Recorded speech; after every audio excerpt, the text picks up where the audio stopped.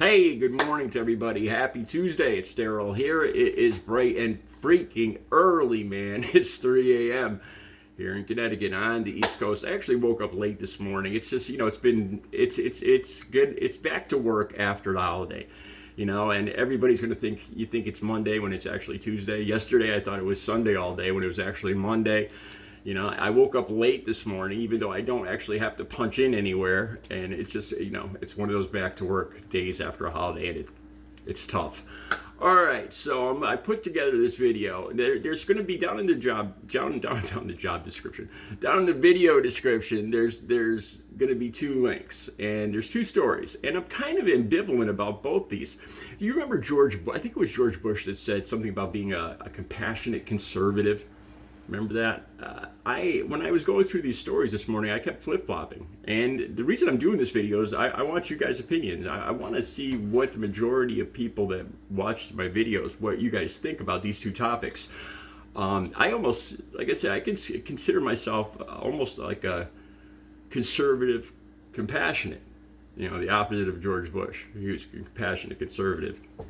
Anyway, down in the video description, there's going to be two links. The first one's about Judge Judy, and she's complaining that liberal DAs are ruining our cities, and she complains that kids, offenders under 18 should be thrown in jail.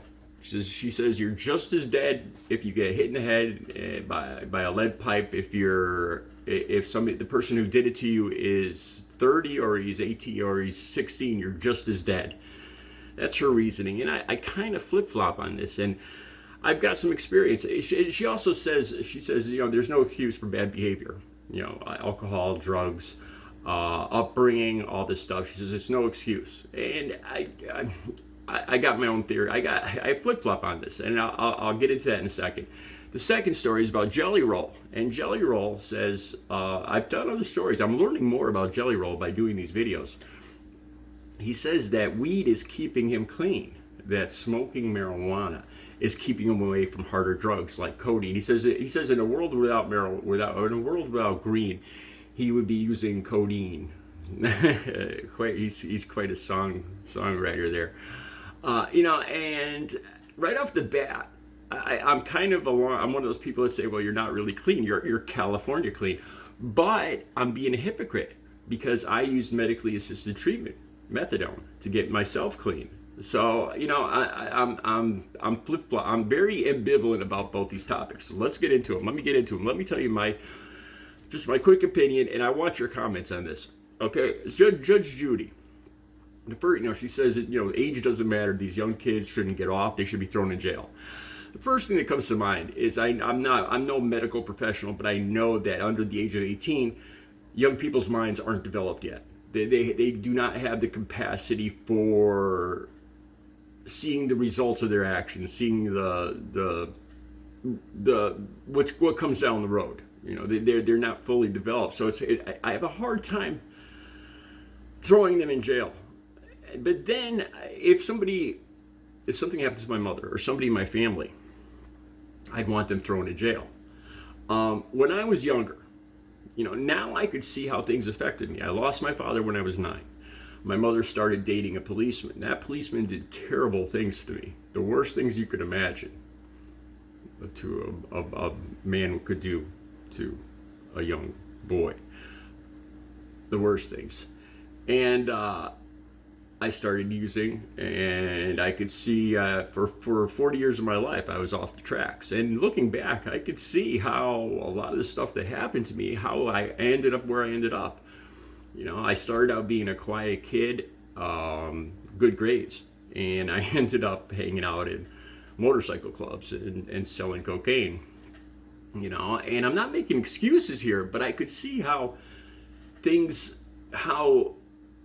being a victim myself changed my life. So I start thinking about this.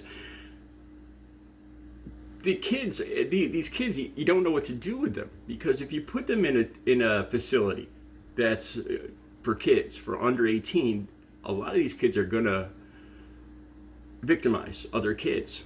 And then what's going to happen to those kids? Those kids will might turn into predators themselves. But the thing that I have a hard time going along with is putting any of these kids into an adult facility, into an adult jail.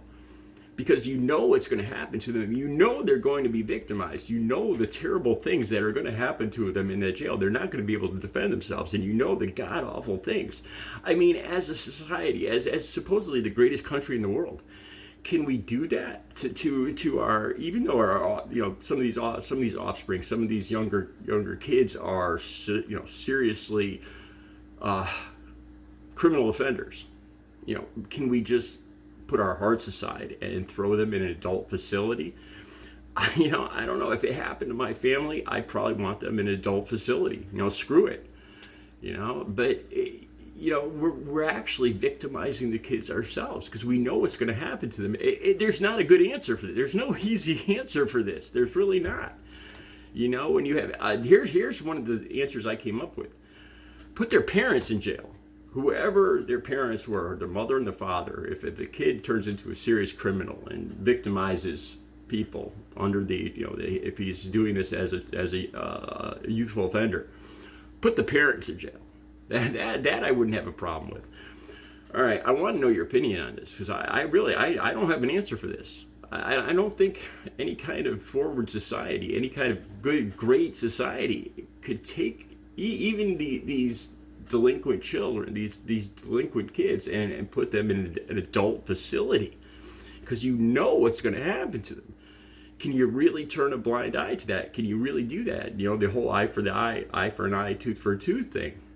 Is that what a forward progressive society in the year 2024 would do, or in the future? It doesn't seem right. It doesn't.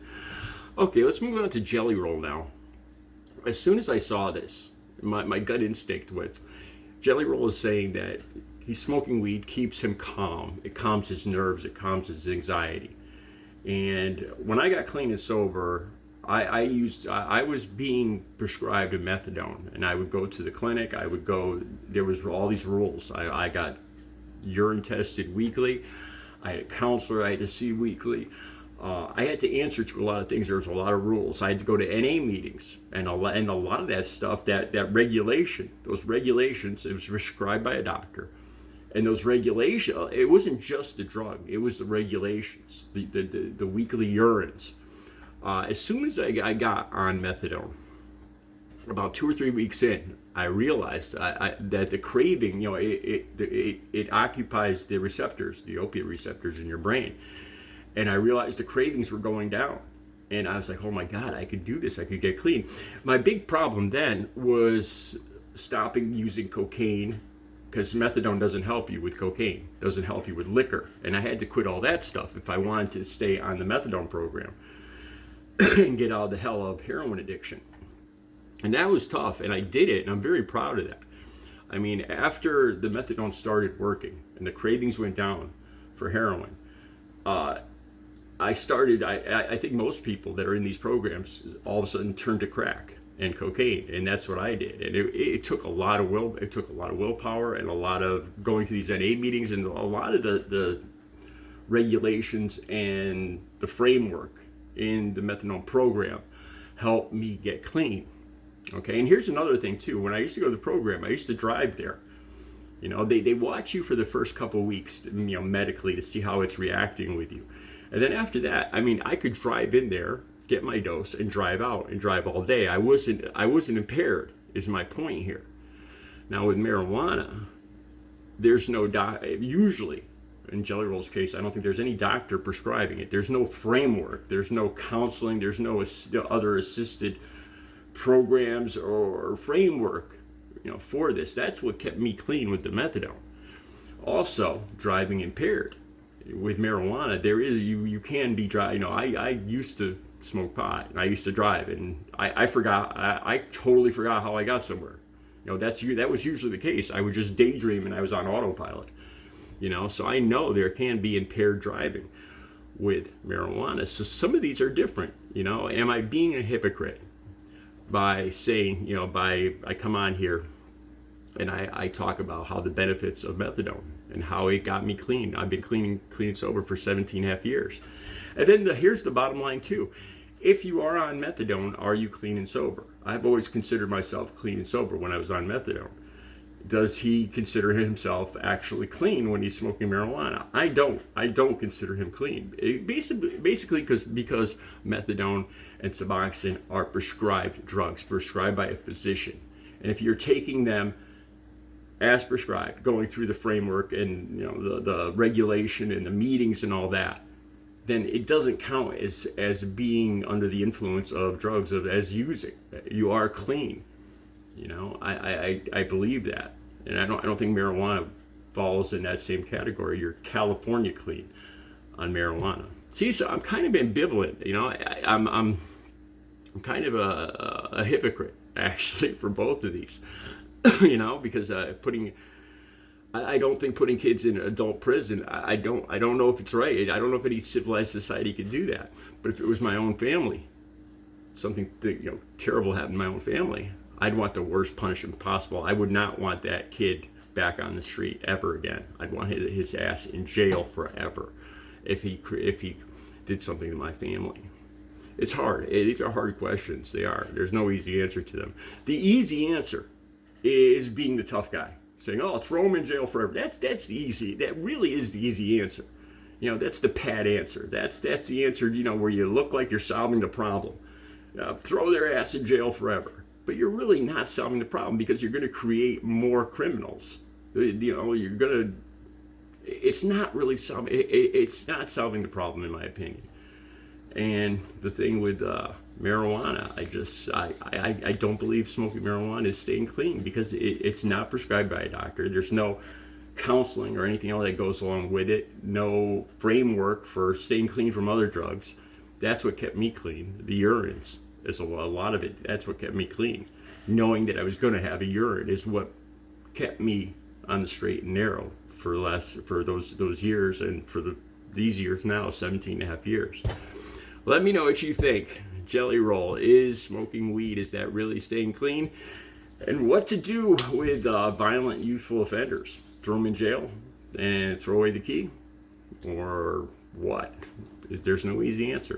Let me know what you think. I got more videos. I got videos all set to go. I got a video from yesterday that I haven't even downloaded yet from the beach, and about Long Island Sound and pirates and hauntings and all sorts of cool stuff. That's coming up. You guys have a good Tuesday.